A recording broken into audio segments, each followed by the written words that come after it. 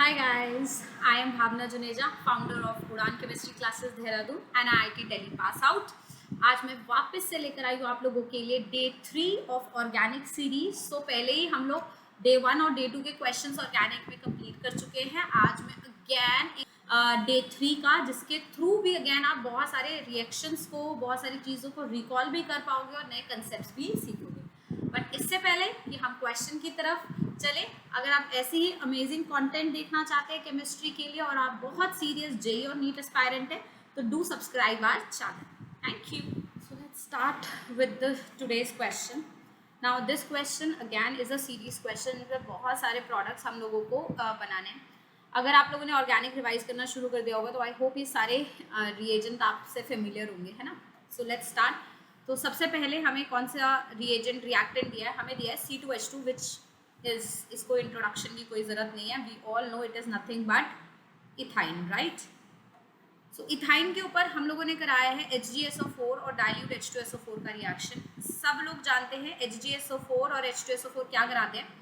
They are the reagents for doing oxymercuration and demercuration और alkyne, है ना। तो ये क्या कराते हैं? OMDM, ऑक्सीमर्कुरेशन, डीमर्कुरेशन और एल्काइन, राइट। सो इसके लिए हम लोगों को क्या करना है? We just have to break a pi bond. एक पाई बॉन्ड तोड़िए। अभी तो सिमेट्रिकल है तो हम लोगों को ध्यान नहीं देना इतना, बट अगर अनसिमेट्रिकल होता है तो जहाँ पे अच्छा कार्बोकेटाइन बन सकता है वहाँ OH लगाएंगे, जहाँ अच्छा कार्बोकेटाइन नहीं बन सकता वहाँ आप H लगाएंगे, है ना। For example, just for the extra knowledge I am saying, अगर मेरे पास कोई अनसिमेट्रिकल अल्काइन है और मैं उसके ऊपर हाइड्रेशन करा दूँ Hg+2 या H+ के सामने, ये बिल्कुल वही चीज़ है, OMDM ही हो रहा है, राइट। तो बट यहाँ पे अनसिमेट्रिकल है तो हम यहाँ पर OH लगाएंगे जहाँ अच्छा कार्बोकेटाइन बन सकता है, दूसरी जगह हम H लगाएंगे, है ना। And then what happens after this, है ना। यहाँ तक तो हम लोग समझ गए। इसके बाद एक बहुत इंपॉर्टेंट स्टेप है जो मोस्टली बच्चे कंफ्यूज कर जाते हैं, वो है टॉटोमराइजेशन। अब जैसे ही ये बन गया बेटा, ये टॉटोमराइज होगा, राइट, क्योंकि आपको दिख रहा है कि इट्स अ इनॉल फॉर्म और इनॉल फॉर्म कीटो फॉर्म में कन्वर्ट होगा ही होगा, है ना। सो अगर आपने टॉटोमराइजेशन का स्टेप पकड़ लिया then your first product P is done और इसके आगे सारे रिएक्शन आपसे बन जाएगा। बट मेजरली हम लोग यहीं पर अटक जाते हैं, हम भूल जाते हैं कि हाँ टॉटोमराइजेशन होगा, और टॉटोमराइजेशन अगर हम लोग करा देंगे तो हमें पता चल जाएगा कि हमें क्या मिल रहा है, एस्टाल्डिहाइड, है ना। तो first product P product is acetaldehyde, जिसका फर्दर ऑक्सीडेशन करके हम लोग Q प्रोडक्ट बना रहे हैं।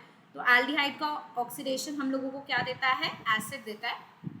यहाँ पर मेंशन नहीं है कुछ भी कि ऑक्सीडाइजिंग एजेंट स्ट्रॉन्ग है या वीक है, तो हमें थोड़ा सा हमें समझना है कि भैया चाहे स्ट्रॉन्ग हो चाहे वीक हो, वो एल्डिहाइड को तो एसिड में लेके जाएगा ना, क्योंकि अगर आप टॉलेंस यूज करते हैं तो भी एल्डिहाइड एसिड में जाता है, अगर आप केमनोफोर यूज करेंगे तो भी एल्डिहाइड एसिड में जाएगा। तो डजंट मैटर कि कौन सा रिएजेंट है, नहीं भी लिखा है तो भी आई नो कि प्रोडक्ट क्या बनेगा, Q will be a acid, right. Now after acid हम लोग एसिड क्लोराइड और पिरिडीन का रिएक्शन करा रहे हैं, which is similar to the reaction जो हम लोग वहाँ पे भी पढ़ते हैं अल्कोहल्स में SOCl2 के साथ डार्जन प्रोसेस, उसी के साथ सिमिलर रिएक्शन होगा। अगर आप SOCl2 डाल देंगे then what will happen, acid का डेरिवेटिव एसिड क्लोराइड मिल जाएगा, right. So this is acid chloride R which is, है ना।